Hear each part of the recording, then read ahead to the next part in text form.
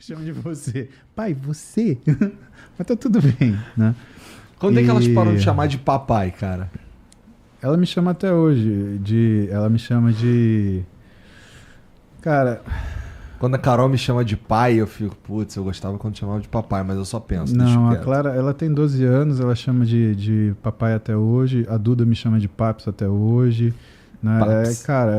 É porque ela é mais resolutiva. Entendi. Ela simplifica as coisas. A Clara é mais docinha. Ai, papaizinho. Né? E a gente tinha aquela situação naquele ano que ele percebeu que eu tinha que entender duas coisas. Né? A primeira coisa, meu problema não era saber química, física, matemática. Meu problema é saber como que eu ia guardar isso daí na minha cabeça. Ele sacou na hora que eu não sabia estudar.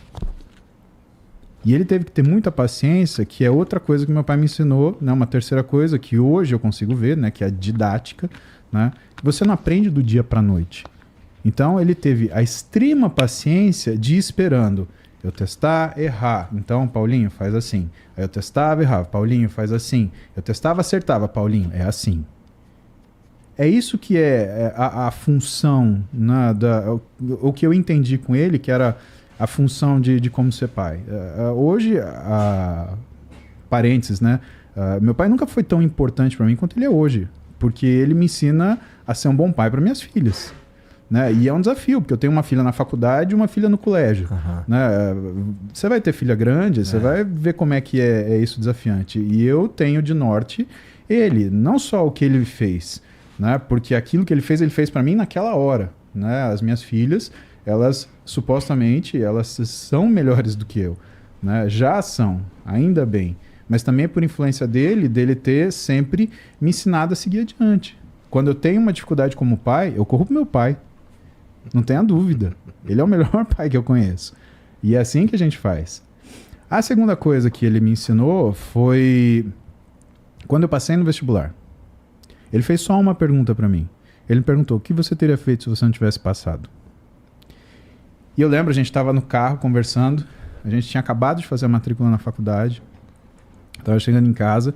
E eu não sabia responder a pergunta e eu comecei a enrolar. Eu falei, não sei, né? Eu acho que ia fazer isso, aquilo. Ele falou, não, nada disso. Você ia fazer de novo. Foi a primeira coisa que veio na minha cabeça. Exato. Sinal da inteligência que ele falou, né? Então, as suas perguntas são relevantes, os seus raciocínios, eles são precisos. E o que ele me falou foi, você vai fazer de novo. E isso foi a primeira lição de resiliência que eu tive.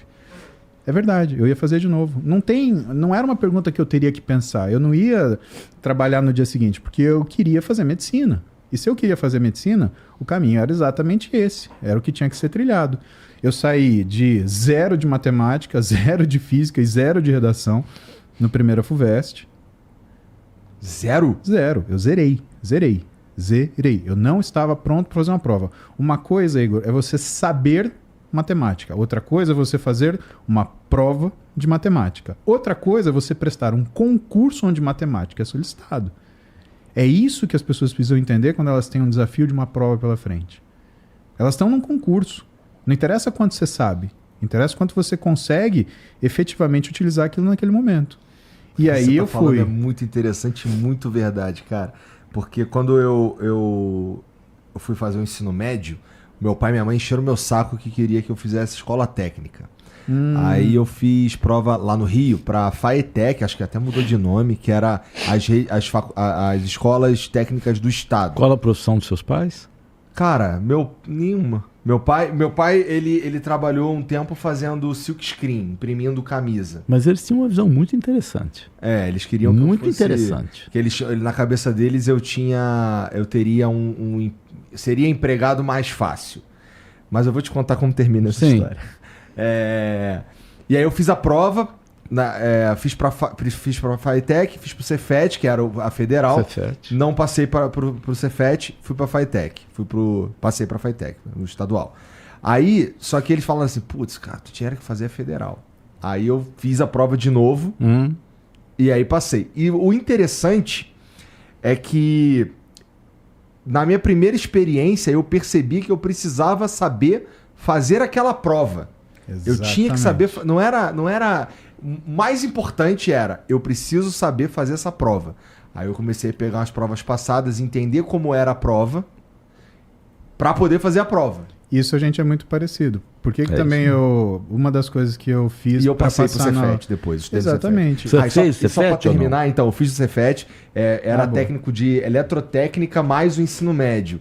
E quando eu descobri que a eletrotécnica não tinha nada a ver comigo, especialmente porque tinha muita matemática, eu saí fora. Meu pai O problema é o puto. seguinte, o que os teus pais te disseram, eu diria hoje para qualquer jovem, pensando na qualidade, no mínimo frágil do nosso ensino médio, os teus pais te deram a melhor oportunidade possível de você fazer um ensino técnico que é um bom ensino. E muito melhor do que aquele ensino tradicional do colegial aí, ou do ensino verdade. médio, que é uma catástrofe no Brasil. Não é? E eles te deram um caminho correto, independente do que você fosse fazer depois. Meu pai e minha mãe ficaram putos. quando eu saí da Independente do eletrotécnica. que você fosse fazer depois. Não, eu passei uma das coisas que me ajudou a passar na faculdade foi entender que era um concurso. E aí eu peguei os 10 anos de FUVEST pregresso e respondi prova por prova.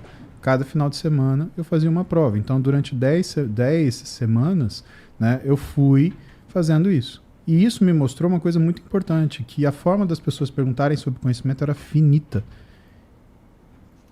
Resultado, qual que foi? Na época, como é que era a FUVEST? A gente tinha 20 perguntas de cada matéria, exceto português e inglês. Se não me engano, português eram 26 perguntas e inglês eram 14. Né? E eu tinha zerado matemática e física, eu fiz 17 de 20 em física e fiz 19 de 20 em matemática. Porra. Pô, saí de 0 para 9,5, 0 para 8,5. Cara, assim, quando você sai de 0, 1 é mais que nada. Né? Agora, aí já é um aumento infinito, né? E isso pra mim foi importante, porque... Ó, o físico, E aí você entende das coisas que você precisa providenciar para sua vida. Tem coisas que você precisa saber porque você precisa saber. Tem coisas que você precisa saber resolver. E tem coisas que você precisa conhecer para conseguir conhecer outras coisas. O saber é uma coisa que, na minha vida, né, ela tem muita interferência das influências que eu sofri dos meus pais, porque, além de ver ele sempre trabalhando, meu pai era um homem que sentava numa cadeira, ficava 16 horas sentado resolvendo matemática. E você fala das conversas. E o dia que ele sentou para mim e falou assim, tem uma física que é uma física sem matemática. Eu falei, oi? Se você acha que física com matemática é difícil, você precisa ver física sem matemática. A coisa aí é hardcore. Aí, meu amigo, a coisa fica complicada. E o que a gente precisa, sei lá, para quem vai fazer vestibular, né, você precisa entender isso rápido. Né? Ali não é a disputa de quem sabe mais. Ali é a disputa de quem sabe resolver a prova. É verdade. E você só vai saber resolver essa prova se você conhecer a maneira finita que as pessoas têm de perguntar um assunto. Chega uma hora que, Igor, o máximo que o cara pode fazer é fazer a pergunta começando do contrário. Ou vai ter uma hora que ele vai ter que perguntar a pergunta com a língua do P, porque não tem como perguntar mais a mesma coisa. É só a mesma coisa. E eu vejo que as pessoas que elas demoram muito para passar nos exames, não é porque elas não são incapazes, não é porque elas não são inteligentes, é porque elas ainda não sacaram que, primeiro, elas estão num concurso. E segundo, elas não interessa o que elas acumulem de saber. Elas têm que saber como elas têm que resolver. Isso são coisas diferentes. Alguém que saiba muito, ela até consegue resolver alguns problemas. Mas alguém condicionado vai fazer esses problemas muito mais rápido. E qual o problema da prova do vestibular? Ao meu ver, de quem passou? Para vestibular, eu passei no vestibular, eu passei na prova da residência, eu passei no exame de especialidade. Né? A minha vida foi fazer prova uma atrás da outra. Foi prestar concurso um atrás do outro. Que quando você tem uma prova dessa na sua frente, o teu inimigo não é o seu não saber, é o tempo. Se a gente tivesse tempo suficiente, se você pegasse a prova, por exemplo, e colocasse ela, em vez de 4 horas, colocasse 8, as notas de todos os alunos aumentariam. Porque o sujeito ele teria... O que ele vai fazer com o tempo livre? Ele vai rever o que ele está fazendo. Que foi uma das coisas que meu pai me ensinou. Terminou a prova antes? Reveja. E eu fiz uma escala daquilo que era, aquilo que eu assinava, aquilo que eu sabia com certeza e aquilo que eu tinha dúvida.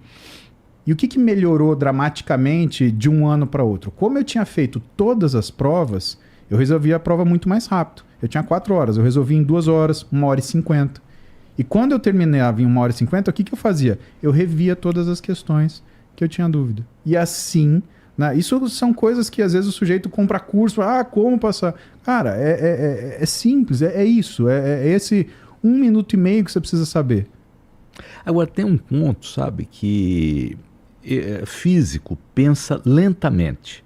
Você me fez uma pergunta e eu não respondi. Eu não responderia de pronto porque eu preciso pensar na resposta. Você me perguntou como...